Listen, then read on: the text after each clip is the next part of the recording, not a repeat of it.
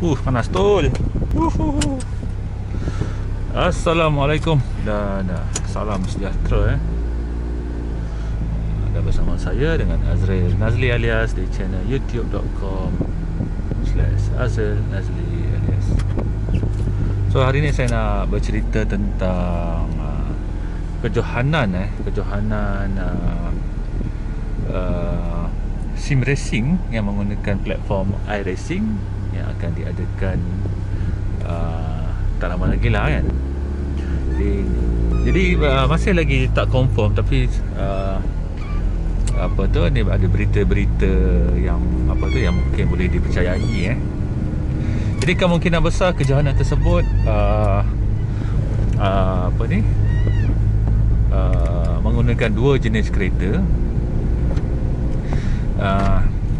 Kemungkinan kereta yang dicadangkan ke Mazda MX-5 dan mungkin TCR Audi TCR yang dalam iRacing tu, ataupun kategori GT4. Jadi tak sure mana satu, tapi kandidat ni tiga kereta ni lah: Mazda MX-5 Cup, Audi LMS TCR dan juga Porsche 718 Cayman ataupun BMW M4 Cayman. Jadi perlombaan ni saya jangka dia akan ada kategori amatur dan pro untuk setiap jenis kelas. Dia ada dua kelas kan. Kemungkinan kelas MX-5 sahaja dan kemungkinan kelas GT4 ataupun TCR. Jadi setiap minggu ada dua perlombaan, dan setiap perlombaan ada pro dan ada kategori pro dan kategori amatur Dan kategori amatur 30 orang, kategori pro 30 orang. Jadi selectionnya seperti XOX Esports season 1 menggunakan anda punya late time untuk qualifying. Katakan ada 200 orang kata nak join lah perlombaan minggu ni, perlombaan season kali ni. Jadi mereka akan tapis menggunakan kriteria. Satu ialah qualifying punya time lah kan. Dan saya dengar khabar angin mengatakan kemungkinan besar nak iRating lesen D sekitar 1750. Maksudnya perlu ada lesen D. Anda kena ingat kalau anda dah daftar iRacing, tak semestinya anda dapat lesen D. Anda bermula dengan lesen R. Jadi anda kena fikir bagaimana nak push keluar ke lesen D dan naikkan driver rating daripada 1350 naikkan ke 1750. Jadi menaikkan iRating ni sebenarnya benda yang saya rasa ramai yang salah anggap. Sebab iRating itu adalah tak menggambarkan quality driver. Jadi sebenarnya ialah satu general punya currency Kita nak tahu driver tu bagus ke tak, kita boleh tengok berdasarkan iRating. Jadi nak naikkan iRating kena ada seat time, betul? Mau tak mau kena ada seat time. Jadi mungkin driver yang bagus dia naikkan iRatingnya daripada 1350 ke 1750 dalam masa sekejap je, mungkin seminggu, mungkin kurang daripada masa seminggu. Tapi kalau driver tak bagus, mungkin dia rasa sangat stres dan dia mengambil masa sebulan, 2 bulan. Jadi itu cara tapisannya. Jadi itulah caranya. Sebab kalau dalam dunia iRacing, kalau kita nak cakap driver tu alien, iRating ni kena sekitar 4,000 ke atas. Jadi saya rasa angka 1750 tak adalah tinggi sangat. Ia adalah satu angka yang you are fit to race in the series lah.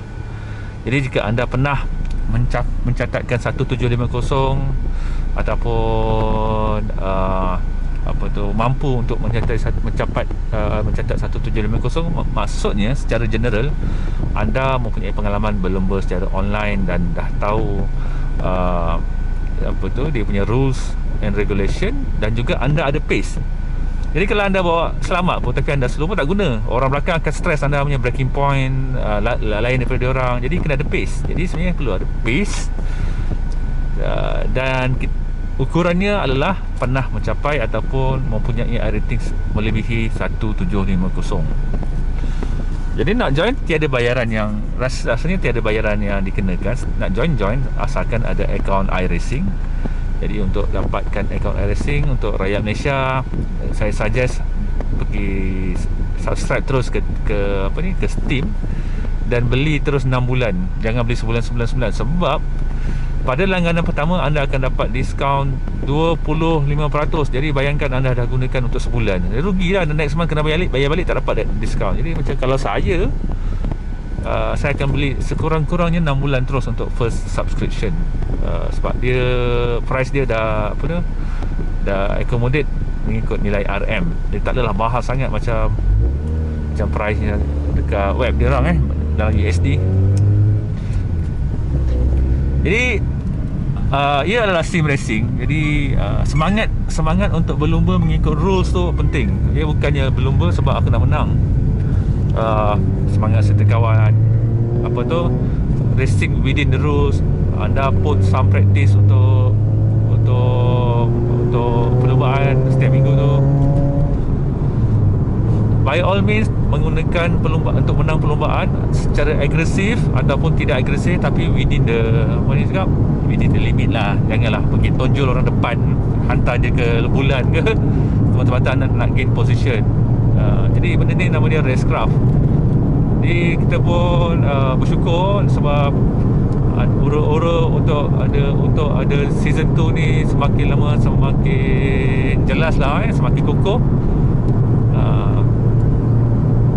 Bayangkan kalau founder sendiri ataupun tukang sponsor sendiri boleh cari time untuk berlumba online, at least 2 kali seminggu. Jadi pada saya jadi pada saya agak ni lah, kita pun perlu mencontohi beliau lah kalau antara founder utama sim racing ni sanggup berlumba, nak merasa berlumba macam mana rasanya berlumba. Jadi dia berlumba bukan dia nak duit tu, sebab dia founder kan, dia sponsor kan. Jadi dia nak enjoy the experience, nak enjoy the competition, nak merasa bagaimana kalau kena langgar tu macam mana hukumannya, proses of hantar report, marshal menentukan siapa salah. Jadi it's the whole process and the whole experience. Dia bukan pasal nak duit hujung minggu tu, it's the whole package experience. Jadi pada saya sangat bersyukur lah kalau benda ni jadi kenyataan. Jadi kalau anda nak start merasa the experience, anda start dengan iRacing, belajar, hilangkan takut berlumba online. Jadi pada saya latihan tu penting, latihan dan juga mindset. Mindset paling pada saya, mindset lagi penting daripada latihan. Jadi mindset nak masuk ni sebab apa? Jadi jangan sebab nampak nak duit nak menang hujung minggu tu kan. Jadi kita perlu mindset pun sama juga, menghidupkan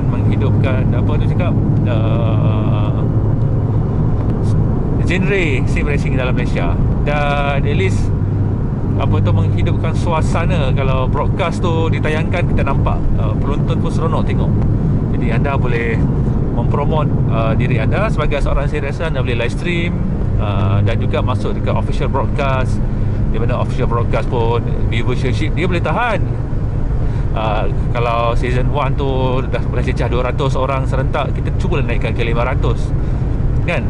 Jadi orang nak tengok perlombaan yang adil, yang bersih, yang anda bawalah penyokong-penyokong anda untuk melihat. So ini bukannya perlombaan macam main langgar-langgar macam anda selalu tengok kalau dekat YouTube tu kan. Bukan yang tu. Ini kita cuba membawa perlombaan yang bersih tapi juga dengan driver yang bertamadun, yang mampu mengawal kemarahan tapi boleh berlumba secara agresif, tapi di dalam undang-undang yang ditetapkan lah. Jadi selain daripada marshal yang dalam iRacing, iaitu iRacing pada marshal sendiri. Jadi kita pun ada juga marshal yang bertugas untuk memerhatikan insiden setiap perlombaan. Kena ingat habis, jadi saya ada sistem report. Maknanya kalau anda rasa ada pelomba tu sengaja haras anda ke harassment ataupun maki-maki dekat dalam channel, ataupun dia re-entry tapi menghalang anda, jadi semua tu adalah dalam dalam kesalahan-kesalahan yang kita boleh denda lah. Jadi dendanya dalam bentuk kehilangan championship points, kehilangan ataupun penambahan masa. Pada saya mudah je, sebab sim racing ni adalah satu sukan yang niche. Sukan yang niche, kita nak lagi ramai orang masuk dan join. Especially saya melihat dekat dalam Facebook, ramai orang nak beli simulator tapi takut berlumba online. Jadi nak berlumba online ni jangan takut. Kalau katakan anda seorang introvert, tak ada kawan, masuk je lah iRacing Official Series, praktis lah seorang-seorang. Jadi kalau anda suka yang bersosial, carilah grup-grup seperti Speed Tavern ke SRE ke. Dia orang ada jadual mereka untuk turun berlatih bersama-sama. Sekurang-kurangnya anda punya racecraft tu bertambah lah. Jadi kenapa iRacing? Sebab founder utama atau penaja utama dah resign daripada GT Sport, pergi ke iRacing. Dan bila dia dah shock berumba kat iRacing, jadi dia nak perjohanan yang under SOX ni pun menggunakan platform iRacing. Jadi dia bukan sebabnya bias ke platform tertentu saja. Jadi iRacing ni pula dia tak memerlukan kuasa komputer yang sangat power untuk dilumbakan. Tak seperti Assetto Corsa competition ni anda memerlukan kad series 30 ke atas baru mampu render. Jadi iRacing ni dia potato-nya level lah. PC cak ayam 4790 dengan 970 GTX dah pun dah cukup lah. Tak perlu nak bazir beli PC mahal. Beli PC second hand, beli DFGT, ada monitor 27 inci, cukup jalan game race. Itu saja. Jadi saya pun pada saya sangat bersyukurlah sebab platform iRacing ini digunakan. Sebab sejak 2014 pun saya tak pernah main pun simulator lain, iRacing sahaja, walaupun saya tak laju. Jadi at least kita dah ada acara mingguan. Ada kemungkinan besar dua perlombaan setiap minggu, dimeriahkan dengan broadcast, dimeriahkan dengan post race, dimeriahkan dengan tetamu undangan, dan juga penonton boleh dapat hadiah dengan menjawab soalan mudah dekat live stream. Siapa tak nak kan? Jadi kalau anda ingin menaja, kontak, boleh hubungi melalui saya akan relaykan permintaan anda nak jadi penaja, di mana anda punya logo syarikat ataupun syarikat anda akan dimention secara live oleh broadcasters. Bahasa yang digunakan bahasa Inggeris dan juga bahasa Melayu. Jadi kita mungkin ada 2 broadcasters yang bekerja sama secara tandem untuk mengulas perlombaan ni. Dan pelumba-pelumba ialah dari kalangan pelumba sebenar, iaitu daripada pelumba MSF, pelumba rally Malaysia, drifter Malaysia, dan juga peminat-peminat sukan sim racing juga, gamers. Jadi mereka ni bergabung cuba untuk berlumba secara online. Jadi anda ada simulator, sahut cabaran ini. Sebab ada 2 kategori. Satu kategori tu memang untuk amatur, untuk orang yang baru start tapi nak berlumba. Maknanya alien tu yang laju-laju tu boleh campak dekat pro tu. Jadi kita bertanding kat amatur. Saya insyaAllah kat amatur lah kan. Saya bukan laju sangat pun. Kereta ni pun kat Kereta Sepang pun 2 minit 55 je, bukan laju pun. Jadi alien yang boleh keluar 2 minit 30 kat Kereta Sepang tu masuk pro. Jangan kacau kami di amatur. Dan di pro pun tengok last season panas kan. Jadi itu yang kita nak panas. Tak naklah saya bergaduh balik helmet semua, tapi kita kita try to contain the nuclear war.